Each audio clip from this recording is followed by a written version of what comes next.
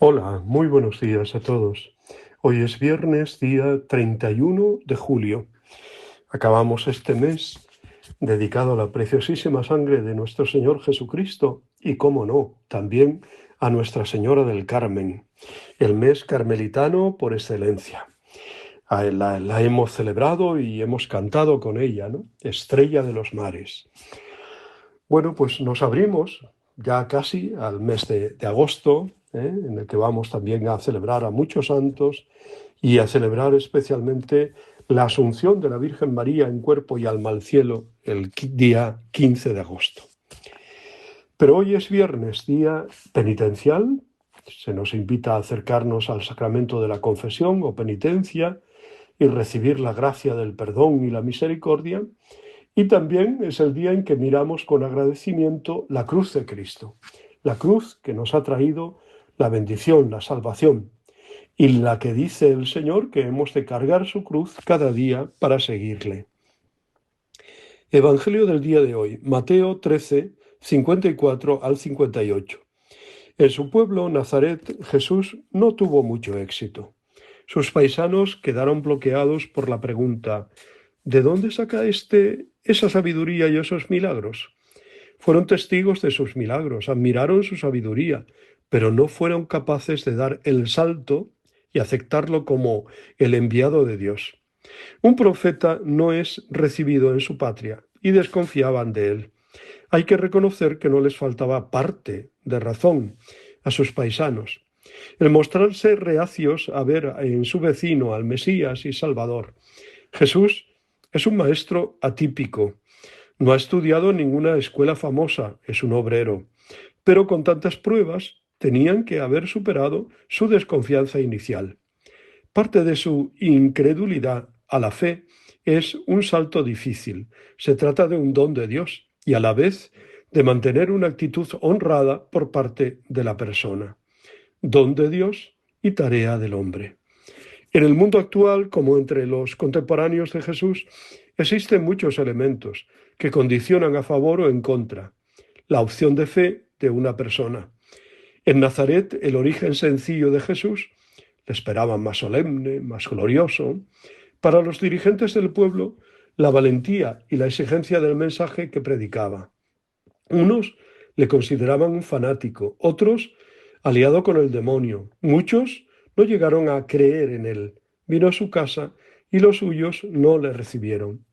Los que creyeron fueron los sencillos de corazón, a quienes Dios sí les reveló los misterios del reino.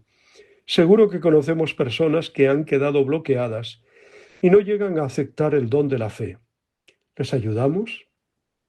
¿Son convincentes, al menos estimulantes, nuestras palabras y nuestro testimonio de vida a fin de poderles ayudar en su decisión de fe? En este día último del mes de julio, la Iglesia celebra, como todos los días, a muchos santos, y hoy, especialmente en este día, a San Ignacio de Loyola, presbítero. Perdón. Íñigo López de Loyola, de ascendencia puramente vasca, nació en 1491. Pasó el final de su adolescencia en el ambiente cortesano de Castilla, en la defensa del castillo de Pamplona, impugnado por Francisco I de Francia. Quedó herido en las piernas. Durante la convalecencia, mientras leía a Ludolfo de Sajonia y la leyenda áurea, experimentó una conversión. Desde aquel momento, Íñigo orientó su vida definitivamente hacia una total consagración de sí mismo, al servicio de Dios. Camino de Tierra Santa, el paso por el monasterio de Montserrat representó su iniciación en aquella espiritualidad propia de la época, que los historiadores llaman devoción moderna. Las experiencias que hacía en ella Íñigo las empezó a compendiar en Manresa, en lo que debía llegar a ser el famoso libro de los ejercicios espirituales. De regreso de Palestina, estudió latín en Barcelona y al comenzar su formación eclesiástica en Alcalá de Henares y en Salamanca, fue molestado por los tribunales diocesanos debido a que lo tomaban por un alumbrado religiosamente sospechoso.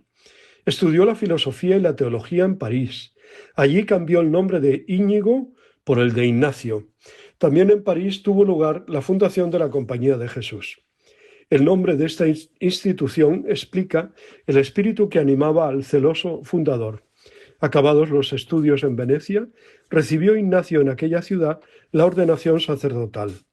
Fracasado su intento de regresar a Tierra Santa, se trasladó a Roma, ciudad que había de ser el centro definitivo de su actividad apostólica. Poniéndose a la disposición de los papas, se dedicó plenamente a la organización de la compañía, la cual no tardó en desplegarse vigorosamente bajo la dirección de Ignacio, su primer prepósito general. Es imposible resumir en pocas palabras los múltiples aspectos de la actividad apostólica de nuestro santo y de sus colaboradores. Aunque de salud delicada y sufriendo desde hacía tiempo, Ignacio murió inesperadamente a los 65 años de edad en Roma, el día de hoy del año 1556. La canonización tuvo lugar en 1622. Hay que contemplarlo sobre todo y juzgarlo a través de su mentalidad cristocéntrica. La base de toda su espiritualidad y actividad es la configuración con Cristo, con el Jesús concretamente histórico que Ignacio asimiló mediante la oración psicológica, la obediencia y la santidad de vida, más quizá que el Cristo pascual de la espiritualidad de otras épocas. También hay que comprender a San Ignacio a la luz de su profundo espíritu de entrega, de la mística del servicio, que le llevó hacia la conquista del mundo, con un optimismo y un dinamismo correspondiente al humanismo y al personalismo propios del movimiento barroco. Todo ello creemos que fue algo querido y conscientemente deseado en el santo. Pero Ignacio es aún algo más en la historia. Es el iniciador de una nueva época por lo que se refiere a la formación de órdenes y congregaciones religiosas, al apostolado y a las corrientes de espiritualidad. ¿Cuánto le debemos a San Ignacio? ¿Cuánto le debo yo, por ejemplo, a los ejercicios espirituales, o a mi propia formación? Yo soy de formación jesuítica en la Universidad Pontificia de Comillas, con sede en Canto Blanco, en Madrid, ¿no? Y siempre he estado muy cercano a los jesuitas, ¿no? Doctrina segura para mí y ciertamente pues hombres de transmisión de una espiritualidad muy honda y muy recia y fuerte, y también pues de esa reciedumbre para dejar atrás melosidades, consuelos y tantas cosas como a veces se nos pegan, y sobre todo pues viendo a santos y santos. No digo que haya santos malos y buenos, no, digo que cada uno tiene su personalidad y su forma de plasmarla también en su propia espiritualidad, en su propia santidad de vida. Pues damos gracias a Dios por la vida y la obra de nuestro padre San Ignacio de Loyola. Muchísimas felicidades a todos los jesuitas y a todas las jesuitas, que también hay, jesuitinas, con inspiración de San Ignacio, muchas congregaciones que se fundaron con esa inspiración, o incluso de hijos de San Ignacio, ¿no? Y también a parroquias y colegios que llevan pues este gran nombre de este gran santo, una figura grandísima en la historia de la Iglesia y en la historia de España, todo hay que decirlo, ¿eh?